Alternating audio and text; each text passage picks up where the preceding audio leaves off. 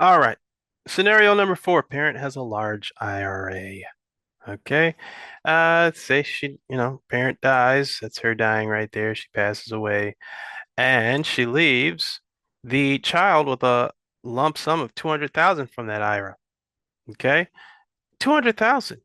Maybe the daughter's been making 50,000 a year at her job. Now since she's got $200,000 on top of her 50,000. So that's going to put her in a 32% tax bracket, right?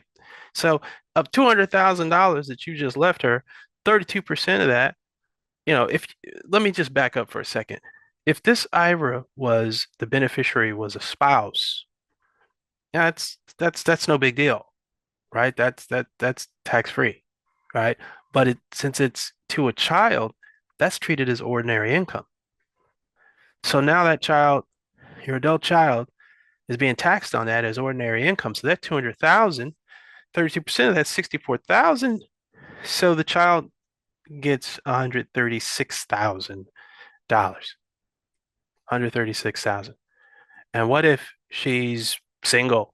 And if there's a lawsuit or a bankruptcy? What if she goes through that? She could lose all of that, you know? She might not get any of that $136,000 she's going through bankruptcy with the business she owns, or some sort of lawsuit from who knows, some car accident or whatever the case could be, you know? Um, or what if she's married, right? What if her spouse later files for divorce, because all of a sudden, she took that 200,000, well, 136,000 and deposited it into her joint account. And now, Knucklehead's like, hey, I don't, it's been good. It's been great, but I don't want to be married anymore. So now all of a sudden, you know, her 136,000 is now half of that, 68,000. All from it started at 200,000 that you left her. And after taxes and divorce, she's now getting 68,000, right?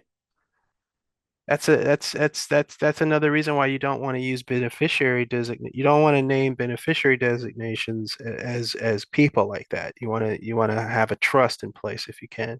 This is why you want to do that. See, beneficiary designations,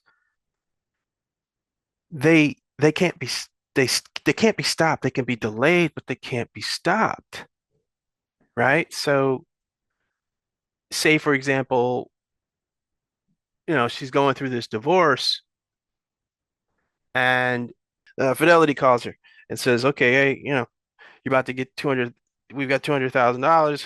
We got it. Do you want the lump sum? Do you want the money? Your mother's IRA?